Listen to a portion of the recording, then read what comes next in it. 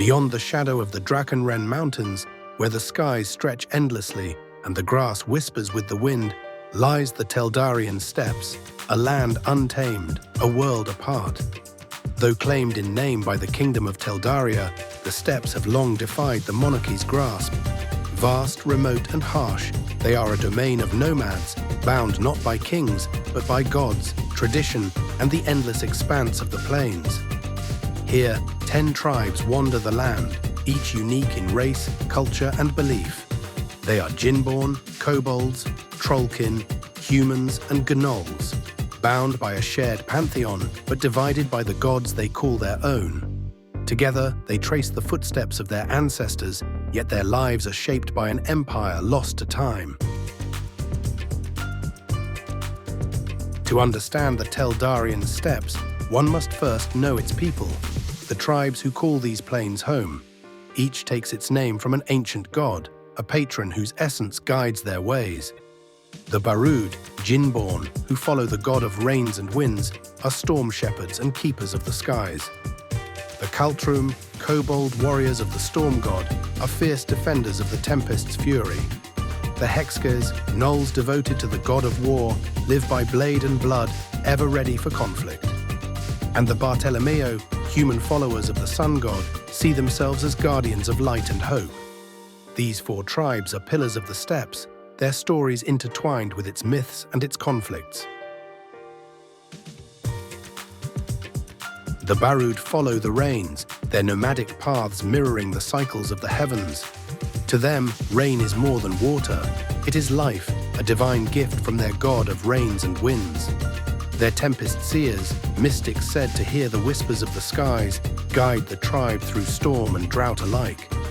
But the Barud are not mere wanderers. They are storytellers, keepers of an oral history that blurs the line between myth and truth.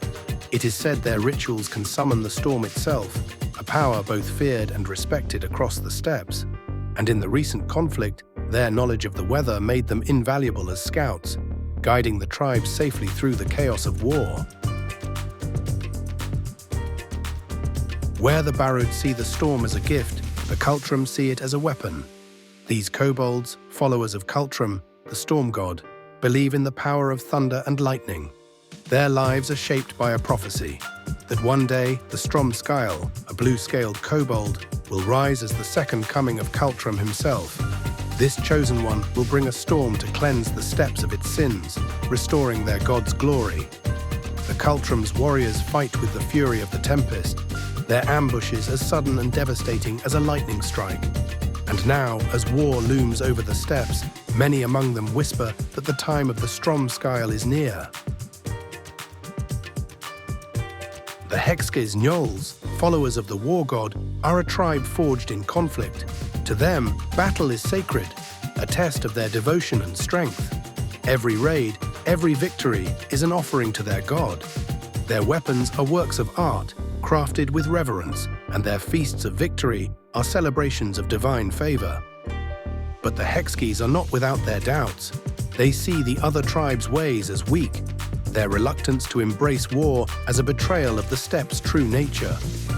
Their initial resistance to joining the alliance at Argol's Rift was born of this disdain, but in battle, their strength has proven indispensable.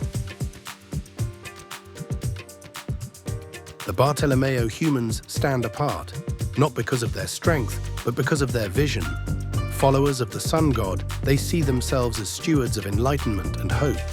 Their caravans carry not just goods, but knowledge, ancient scrolls, magical artifacts, and the wisdom of the ages.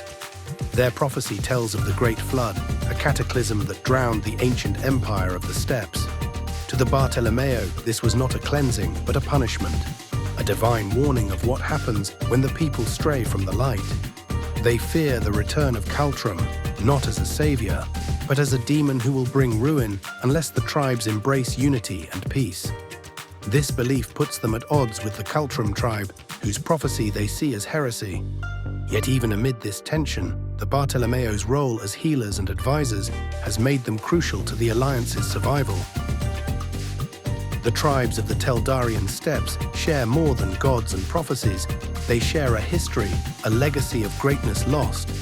They remember the empire that once stretched across these plains, a civilization swept away by the Great Flood. Ruins dot the landscape, reminders of a world that was and could be again. But for the tribes, this past is both a source of pride and a burden. They believe the sins of their forefathers brought the flood, a punishment for their hubris. This belief keeps them moving, never settling, never building.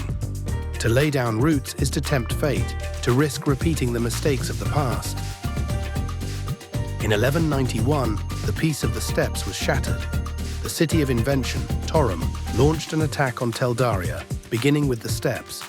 For the first time in generations, the tribes gathered at Argol's Rift, their only permanent settlement, to stand together or perish. Yet even as they unite against a common enemy, the tribes remain divided by their gods, their prophecies, and their past.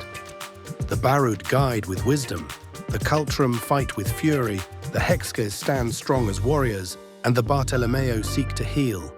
Together, they are the spirit of the steppes, wild, enduring, and forever untamed. The Teldarian Steppes are more than a land. They are a way of life, a reminder of what was and what could be. And as the winds of prophecy stir the plains once more, one question remains. Will the tribes find unity in their diversity, or will their gods and their past tear them apart?